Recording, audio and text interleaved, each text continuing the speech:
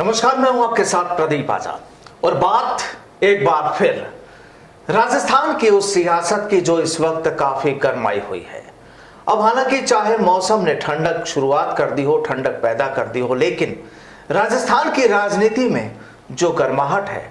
जो अटकलों का दौर है, जो बयानबाजियों का शोर है और जिस तरह से तस्वीरों का रुझान है, वो वाकई कई सवाल खड़े करता है। दरअसल राजस्थान कांग्रेस में पिछले कुछ दिनों से, लगभग 15 दिनों से जो सियासी अटकलें जो चल रही है, जो माहौल जो चल रहा है, उसे लेकर चर्चा होगी। अब देखिए, कल पूर्व मुख्यमंत्री, पूर्व उप मुख्यमंत्री सचिन पायलट का हाड़ौती इलाके का दौरा और आज उनके अपने विधानसभा इलाके टोंक का दौरा। और जिस हिसाब से कल हाड़ौती में उनके चाहने वालों की जो तादाद नजर आई, उसने न केवल विपक्ष को देखने को, सोचने को मजबूर किया, बल्कि कांग्रेस के ही कुछ उन नेताओं को भी सोचने पर विवश कर दिया जो लगातार सचिन पायलट की खिलाफत कर रहे हैं। दरअसल पूरी कहानी सियासी है। अब सवाल ये कि आखिर इस सियासी कहानी में सवाल क्या उठते हैं, इस सियासी कहानी के मायने क्या हैं, और राजस्थान की इस राजनीतिक परिदृश्य में अगर इसे देखा जाए तो क्या माहौल यहां पर तैयार हो रहा है या हो सकता है। आज इसी मुद्दे पर चर्चा होगी और चर्चा के लिए आज हमारे साथ मौजूद हैं अखिल भारतीय गुर्जर महासभा के राष्ट्रीय महासचिव संगठन बच्चू सिंह बैसला जी, और इनसे जानेंगे कि आखिर इस पूरी राजस्थान की सियासत में जो तस्वीर तैयार हो रही है, क्या केवल आम है या कुछ खास है। इसी पर होगी चर्चा। आइए बात करते हैं बच्चू सिंह बैसला से। बैसला जी, बहुत बहुत स्वागत है हमारे साथ जुड़ने के लिए। और अब सीधा सवाल, शुरुआती बातें आपने सुन ली होगी, सीधा सवाल ये कि कल की जो तस्वीर आपने देखी, क्या मायने लगाए जा सकते हैं और क्या आप लोग लगा रहे हैं। नमस्कार प्रदीप जी, धन्यवाद आपके लिए, मुझे इस विषय के लिए आपने वापस जो है आपने बुलाया, याद किया। मैं तो आपको एक चीज़ कहना चाहूँगा कि इस चीज़ से ये तो तय हो रहा है कि किसी व्यक्ति का जनाधार अगर देखने वाली विषय बनता है और वो दोनों ही राजनीतिक दलों के या विभिन्न राजनीतिक दलों के व्यक्ति जब राजनीतिक लाइन में जब जाते हैं और जनता का जनाधार जिनके साथ होता है, तो डेफिनेटली उसको कोई इनकार नहीं कर सकता है कि उनकी लोकप्रियता कितनी है। वो सारी विषय को देखने के बाद आज ये तय हो रहा है कि राजनेता तो हो सकते हैं, अपोजिट उनको नहीं बनने देने चाहते हैं, लेकिन जनता राजस्थान की 36 कौम की ये जरूर दिखा रही है इस मैसेज से, जो हाड़ौती में आपने देखा, क्योंकि हाड़ौती भी पूर्वांचल में ही आता है। राजस्थान का जो पूर्वी इलाका है उसमें पूरा हाड़ौती के जो चारों जिले हैं, हाड़ौती संभाग जिसको कोटा संभाग बोलते हैं, वो संभाग भी आपका पूर्व में आता है। और पूरब में अगर सबसे बड़ा जनाधार किसी नेता का है तो सचिन पायलट का। इसको हमें कोई स्वीकारने में गुरेज नहीं होना चाहिए, किसी भी व्यक्ति को, किसी भी राजनीतिक दल के व्यक्ति को और किसी भी नेता को। तो इस विषय को देखते हुए उन्होंने ये तय कर दिया कि उनके भी पेट में दर्द होने लगा। जो लोग वहां उस इलाके से स्पेशली राजनीति करते हैं, उन लोगों को ये महसूस होने लगा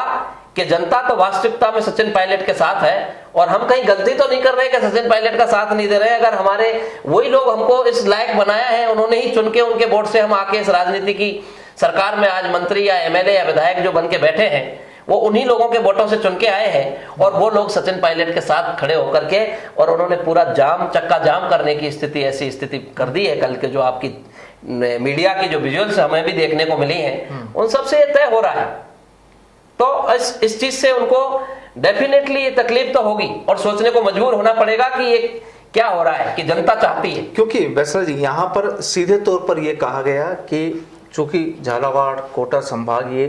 वसुंधरा राजे का गढ़ भी माना जाता है। बिल्कुल। इधर शांति धारीवाल जी भी वहीं से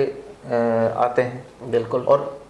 ओम बिरला भी वहीं से हैं। तो तमाम जो दिग्गज हैं वो वहीं से हैं। अब उन दिग्गजों के बीच में जाने के बाद जब इस तरीके की तस्वीरें बने तो उसे किस मायने में लिया जाए। तो दिग्गजों के यही तो बात है कि दिग्गजों को ये मन में सोचने पर मजबूर होना पड़ रहा है कि जो व्यक्ति आज किसी पद पर नहीं है, और उसके साथ 36 कौम के लोग, केवल गुर्जर समाज नहीं, 36 कौम के लोग, क्योंकि कल जो कार्यक्रम में गए सचिन पायलट की, मैं आपको पुराने टाइम की भी रिकॉर्ड, अगर पुराना समय का भी आप उठाएंगे जी, देश या प्रदेश में कोई समाज के कार्यक्रम होंगे, हमारी भी हम एक संगठन अखिल भारतीय गुर्जर महासभा के संगठन के नाते कहना चाहते हैं इस बात को स्पेशली, उन्होंने कभी भी गुर्जर महासभा या गुर्जर समाज के कोई कार्यक्रम को आने के लिए तरजीह नहीं दी। अन्य समाज के जितने भी सामाजिक दल होते हैं, जो सामाजिक संगठन होते हैं, चाहे वो मेरे समाज का चाहे अन्य समाज के संगठन है, तो सचिन पायलट पहली वरीयता अन्य समाज के संगठन के बैनर तले कोई कार्यक्रम होता है तो उसमें जाने में, चीफ गेस्ट बन के जाने में उनको बड़ी खुशी होती है, और समाज का कोई कार्यक्रम होता है उसमें कभी भी वो अपने आप में को गेस्ट बनाना, क्यों पता नहीं क्यों वो उससे बचते रहे हैं, आज तक का ये पुराना रिकॉर्ड मैंने देखा है। ऐसा क्यों? उसका कारण यही कि उन पर गुर्जर समाज की एक छाप ना लगे कि मैं एक समाज का नेता हूं। शायद मैं जो सोचता हूं, मेरा विषय इतना है सोचने का कि मैं जो सोच सकता हूं, बाकी क्या सही है वो तो वो तय करें, उनको पता होगा सही बात में मायने में, लेकिन उनकी ये प्रायोरिटी रही है हमेशा से कि अन्य समाज के छोटे छोटे भी संगठन होंगे, उनके संगठन में वो तुरंत अपने को गेस्ट बनने के लिए तत्पर होते हैं। हाड़ौती के इस दौरे को, सचिन पायलट के हाड़ौती के इस दौरे को अगर राजनीतिक दृष्टिकोण से देखें तो वसुंधरा राजे का गढ़ पूरा झालावाड़ झालरापाटन ये इलाका है, तो तमाम क्या लगता है कि आने वाले इलेक्शन में क्या कहीं कोई संकेत दिए जा रहे हैं? बिल्कुल, क्योंकि यहाँ जो राजनीति हो रही है, आज कोई भी, चाहे बीजेपी का व्यक्ति हो, चाहे कांग्रेस का व्यक्ति हो, चाहे अपनी पार्टी का व्यक्ति हो, चाहे बड़े से बड़े नेता हो, वो सब लोग एक ही व्यक्ति को रोकना चाह रहे हैं कि सचिन पायलट नहीं आए, जिससे युवाओं का जमाना आ जाए। वो सोच रहे हैं कि हमारे जो गढ़ है, किले हैं, अवैध किले जिसको कहते हैं, उन अवैध किलों को कोई आके इनमें कोई भेद ना करे, इसलिए ऐसे व्यक्तियों को रोका जाए, तो हम सब मिलके इसको रोकने का काम करेंगे, तो शायद एक नई जो क्रांति राजस्थान में 2023 में देखने को मिलेगी। चाहे वो किसी भी दल की बात करें, मैं एक व्यक्ति कभी वकालत नहीं करता हूं, लेकिन एक नया जो बदलाव की बयार जैसा कह रहा हूं, नया बदलाव जो 2023 में देखने को मिलेगा वो 100% पुराने किले, जो अवैध किले जिनको कहा जाता है, वो किले जरूर ढहाने की स्थिति पर है। लेकिन क्या लगता नहीं है कि अभी तो जो पायलट साहब की जो पार्टी है वही उनको सपोर्ट नहीं कर रही है, क्योंकि पिछले 15 दिन से जो पूरा माहौल चल रहा है, तो वही उसी चीज पर मैं आना चाहता हूं। मैं वही चीज कहना चाह रहा हूं कि जो उनकी पार्टी नहीं कर रही या और कोई दल वाले भी उसमें सहयोग करने का, आहुति लगाने का काम कर रहे हैं, उस लाइन को दुनिया समझ रही है, ये जनता जनार्दन सब समझ रही है, आम आदमी समझ रहा है। हम तो यहाँ चर्चा बैठ के कर रहे हैं, लेकिन मैंने कहा कि डिजिटल का युग है, गांव ढाणी का बच्चा भी इस बात को समझ रहा है कि ये सच्चाई में इस क्या व्यू रचना चल रही है, और इस लाइन पर किसी नए बदलाव की तरफ कोई व्यवस्था प्रदेश में अगर आए तो उसको रोकने के लिए सभी दल के लोग एक हो रहे हैं, ये सब आम आदमी समझ रहा है और भली भांति उससे परिचित और रूबरू हो रहा है। उस बात को देखते हुए आने वाले 23 में क्या परिदृश्य देखने को मिलेगा, उसका 100% इन लोगों को खामियाजा भुगतना पड़ेगा। जो वर्षों से अपनी राजनीति के किले अवैध बना करके चले आ रहे हैं, उनको 100% आने वाले समय में ढहाने का काम राजस्थान की जनता करेगी, कोई नेता नहीं करेगा तय। तो क्या लगता है आपको, क्या चल रहा है कि 2023 के लिए पायलट साहब की तैयारियां हाड़ौती इलाके में? देखिए, युवा नेता है वो, आने वाले समय उनके पास अभी समय है। जो लोग रोक रहे हैं उनके पास शायद समय ना हो, लेकिन जो उनके पास अभी समय है, उनका भविष्य है, उम्र है, वो जहां भी करें, किसी अपना दल बनाएं या कांग्रेस में ही करें या क्या करें, मैं उसके बारे में कुछ नहीं कहना चाहता कि वो क्या करें, लेकिन जो कुछ भी करें, उनकी अभी इस तरह की युवा वर्ग में एक पकड़ है, युवा वर्ग में उनके लोकप्रियता है। वो नया कुछ भी अब करेंगे तो डेफिनेटली उसमें उनको वरीयता मिलने वाली है, आम जनता की तरफ से, 36 कौम की तरफ से। रोक कौन रहा है, विपक्ष या अपने ही? पक्ष भी और विपक्ष भी, दोनों मिलकर के, दोनों अपने भी रोक रहे हैं और विपक्ष वाले भी रोक रहे हैं कि नया युग की परिवर्तन की शुरुआत हो जाएगी। अगर ऐसा युग कोई युवा व्यक्ति इस प्रदेश का नेतृत्व करता है तो आने वाले समय में कंप्लीट युवा नेतृत्व परिवर्तन पूरे प्रदेश की डिमांड हो जाएगी। केवल उनको ये तकलीफ नहीं है, एक कहावत कहते हैं, जैसे कभी किसी व्यक्ति के सोते हुए एक कोई वो क्या नाम होता है उसका, एक चकचूंदर करके नाम एक जानवर गांव बोला जाता है, राजस्थान में है, तो वो जो है वो कहता है उनको ये तकलीफ नहीं है कि मेरे शरीर के ऊपर से चकचूंदर निकल गया, कोई बड़ी बात नहीं है, लेकिन वो निकल गया, उससे तकलीफ नहीं है। तकलीफ उनसे ये है कि वो रास्ता बना गया, और जब रास्ता बन गया तो समझ लो उस रास्ते पे और भी चल पड़ेंगे लोग। तो ये प्रॉब्लम, समस्या ये है, समस्या की जड़ ये है कि एक नया रास्ता नहीं बन जाए, जिस नए रास्ते से कई पुराने लोगों को अपना जो है अपने किले, जो अवैध किले जिनको वो मानते हैं कि मैं यहाँ की पूरे इस क्षेत्र की, पूरी हाड़ौती की कहो या कोई किसी राजस्थान की, जोधपुर की कहो या मेवाड़ की या मारवाड़ की जो राजनीति या किसी भी प्रदेश के जो अलग अलग भिन्न इलाके हैं उनके एक छत्रप नेता कहलाते हैं, उन छत्रपों का भी उतार आना तय है। यानी बदलाव हो रहा है, ये बदलाव बोल रहा है। राजस्थान की 36 कौम का बच्चा बोल रहा है, दूर दराज गांव ढाणी में बैठा हुआ, चाहे पूरब से पश्चिम की बात हो, चाहे उत्तर से दक्षिण की बात हो, चाहे बाड़मेर से हो, चाहे जयपुर से हो, भरतपुर से हो, राजस्थान की हर जगह से युवा नेतृत्व परिवर्तन की, बदलाव की चाह है और नए परिवर्तन का युग आने जा रहा है, ऐसा मेरा पक्का मानना है। लेकिन जब पब्लिक, राजस्थान की पब्लिक ये चीज चाह रही है, जब बदलाव चाहती है, सब कुछ चाह रही है, तो कांग्रेस के जो हाईकमान, जो बड़े, जो दिग्गज जो बैठे हैं, क्या वो इस चीज को नहीं सोच रहे? अब क्या कारण है उनकी निजी,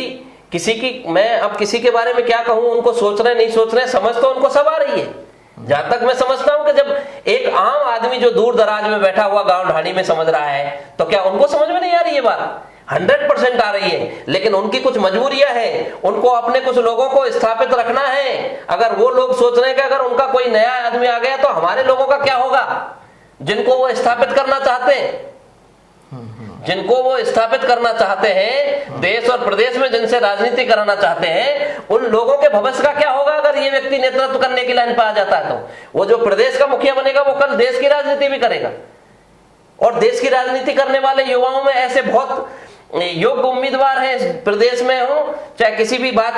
में, कहीं किसी से पीछे नहीं है उनकी प्रतिभा। लेकिन बात यही है कि अपने लोगों को स्थापित करने के लिए उनको तकलीफ आ जाएगी, क्योंकि उनकी जो लाइन है उससे बड़ी लाइन नहीं खिंच जाए, इस बात की रोक करने के लिए वो सब लोग एक साथ मिले हुए हैं। जिस तरह से उदाहरण में दूंगा, जिस तरह से आपकी बात को, कि जिस तरह से अभिमन्यु को जो चक्रव्यूह रचा था, और अभिमन्यु को चक्रव्यूह में रच के उन्होंने अब पहले तो देखा कि ये चक्रव्यूह में कैसे घुसे, और चक्रव्यूह में घुस के उसको फंसाने का प्रयास किया, और सारे एक साथ मिलकर के इतने सारे लोगों ने उसको चक्रव्यूह में घेरने की कोशिश की, लेकिन लास्ट में सबको भेदता हुआ गया, और वो जाते हुए लास्ट में अपने चक्रव्यूह को तोड़ने में सक्सेस हुआ, सफल हुआ। तो ये विषय देखने को। आज इन्होंने टोंक का भी दौरा किया, जहां पर किसानों से मिले, और जो अभी हाल ही में जो बारिश से फसलों को जो नुकसान पहुंचा, वहां भी मुआवजे का उन्होंने भरोसा दिलवाया कि मुआवजा दिया जाएगा। तो क्या मानते हैं कि हाँ, अपने इलाके को भी उन्होंने नहीं छोड़ा, हाड़ौती के बाद टोंक को? बिल्कुल, उन्होंने अपना एक पूर्वी इलाके में पूरे में मैसेज दिया हाड़ौती से, साथ में उन्होंने अपने जो विधानसभा क्षेत्र है, कर्म क्षेत्र है, जहां से वो विधायक चुन के आए, तो उन्होंने उस क्षेत्र को भी साधा, और उसको क्षेत्र को साधने के साथ साथ पूरे प्रदेश के किसानों को एक मैसेज दिया, किसान कौम को एक मैसेज दिया, 36 कौम को, कि देखिए किसानों के हक में भी सचिन पायलट सबसे पहले आया, और उसने जाके किसानों की जो आज ये जो बेमौसम बरसात हुई है, इससे कितना उनका फसल का नुकसान हुआ है, उनकी बातें सुनी, उनकी व्यथाएं एक दूसरे की, उनके आदान प्रदान करने का उनको समय दिया, और अपनी किसानों की बात को, क्योंकि किसान कौम के बगैर पूरा देश और प्रदेश, अगर किसान एक धुरी है जिसके ऊपर टिका हुआ है, और किसान अगर कुछ तकलीफ में आएगा तो आम व्यक्ति तकलीफ में आएगा, क्योंकि किसान ही अन्न पैदा करता है, देश का अन्नदाता असली किसान है। अगर उसकी बात को ध्यान नहीं रखेंगे तो उसमें भी उसने प्राथमिकता से सबसे पहली पहल की है, जो धन्यवाद, एक साधुवाद के पात्र है। और साथ ही ये भी मैसेज देने की कोशिश की है, जो उनकी खिलाफत करने वाले जो नेता हैं, उन लोगों को भी मैसेज देने की कोशिश की है। बिल्कुल, इसमें कोई दोहराए वाली बात नहीं, ये तो समझने वाला विषय है। जो राजनीति करते हैं, आज आम आदमी व्यक्ति ये बात समझता है कि जो अपने आप को जहां से चुन के केंद्र में, प्रदेश की सरकार में बड़े बड़े काबीना मंत्री के पद पे बैठे हैं, सरकार को जो सहयोग कर रहे हैं और सब व्यवस्थाएं जो चला रहे हैं, उनके क्षेत्र में जाके, उनके हाड़ौती में, क्योंकि उन्हीं वोटरों से कोई वोटर बाहर से थोड़ी आ गए, कहीं आयात निर्यात थोड़ी किया जाते हैं। वही कार्यकर्ता है जो सचिन पायलट के लिए पूरे जमावड़ा लगा के खड़े हुए थे, रोडों पर जाम लगा रहे थे, और वही लोग उनको विधायक बना के भेजा है विधानसभा में चुन के, जो आज वो सरकार में मंत्री बन के बैठे हैं। उनको ये नहीं भूलना चाहिए, उनको ध्यान रखना चाहिए कि वही मतदाता है, उनका भाग्य विधाता है, जिन्होंने उनको इस लायक बनाया है। क्या मैसेज जाता है पायलट के इस दौरे से, आपको क्या लगता है? सरकार में देखिए मैसेज, हाईकमान तक भी, सरकार और हाईकमान दोनों के पास मैसेज क्लियर जाता है, और 36 कौम के पास मैसेज जाता है और मेरी कौम के पास भी मैसेज जाता है कि कहीं ना कहीं देखो उस व्यक्तित्व की लोकप्रियता तो है, इसको हम इनकार नहीं कर सकते। और जो सच्चाई हो उसको स्वीकारने में बच्चू सिंह बैसला को कोई तकलीफ नहीं है, आम आदमी और 36 कौम के व्यक्तियों को समझने में कोई तकलीफ नहीं है। तो राजनीतिक व्यक्तियों को भी ये समझ लेना चाहिए, अगर वो आप नहीं समझेंगे तो 23 में उनको जनता समझा देगी, और जनता जरूर समझाएगी, क्योंकि वो देख रहे हैं कि एक नए बदलाव की जो बयार है इस प्रदेश में चल चुकी है, और उस बदलाव की बयार चलने के बावजूद भी उस बयार के साथ जो समय के साथ नहीं चलता है, समय उसके साथ नहीं चलता है। ये दुनिया की जीवन की कड़वी सच्चाई और टैगलाइन है। तो बिल्कुल देखिए, यही राजस्थान की सियासत की टैगलाइन भी है और यही कहानी है कि अगर आपने वक्त का सम्मान नहीं किया तो शायद वक्त भी आपका सम्मान नहीं करेगा। और जिस हिसाब से यहां पर बैसला जी कह रहे हैं कि हाँ, अब जमाना बदल रहा है, जमाने को एक बदलाव की जरूरत है, नए युवाओं की जरूरत है, और जो ये तमाम जो तस्वीरें आप देख रहे हैं ये उसी का पैगाम है कि यही जनता होती है, यही वोटर्स होते हैं, नेता भी इन्हीं में से होते हैं, लेकिन चाहने वालों की तादाद किसकी कितनी है ये देखना भी बेहद जरूरी हो जाता है, और यहीं से सियासत शुरू होती है। मैं एक बात और इसी में जोड़ना चाहूंगा आपकी में, कि बदलाव की बयार 100% पूरे प्रदेश में 36 कौम में चल चुकी है, केवल फिजा बदलना बाकी है, अन्यथा जनता बदल देगी। ये राजनीतिक दलों के दोनों ही मुखियाओं को सोचने पर मजबूर करती है कि अगर या तो समय अब युवाओं को दे दो मौका, अन्यथा आने वाले समय पे आपको भी बख्शने वाले नहीं हैं जो लोग उसको राजनीति में युवाओं को आगे नहीं आने दे रहे हैं, चाहे वो कोई भी दल हो। जितने भी राजनीति करने वाले दल हैं, चाहे कांग्रेस है, भाजपा है, अन्य दल हैं, उन सबको ये समय की डिमांड है कि अब युवाओं का वक्त है, नए लोगों को, नए फेस को आप नहीं अगर प्रमोट करेंगे तो तुमको भी प्रमोट नहीं होने देंगे। ये आने वाला भविष्य राजस्थान का 2023 का बताने जा रहा है। तो बहरहाल अब देखते हैं, साल 2023 भी आने वाला है कुछ ही महीनों बाद, और इलेक्शन की तैयारियां जाहिर सी बात है कि राजस्थान में शुरुआत हो चुकी है। तमाम नेता लगातार अपनी कोशिशों में लग गए हैं, चाहे भाजपा की बात की जाए, चाहे कांग्रेस की बात की जाए। लेकिन कुल मिलाकर अब देखना यह होगा कि साल 2023 के आखिर में जब जनता उन बूथों पर पहुंचेगी जहां पर उसके पास एक बहुत बड़ा अधिकार है अपनी सरकार चुनने का, वहां पर वो क्या फैसला लेती है, देखने यही होगा। बहरहाल बहुत बहुत शुक्रिया बच्चू सिंह जी हमारे साथ जुड़ने के लिए, और आज के लिए फिलहाल इतना ही। नमस्कार।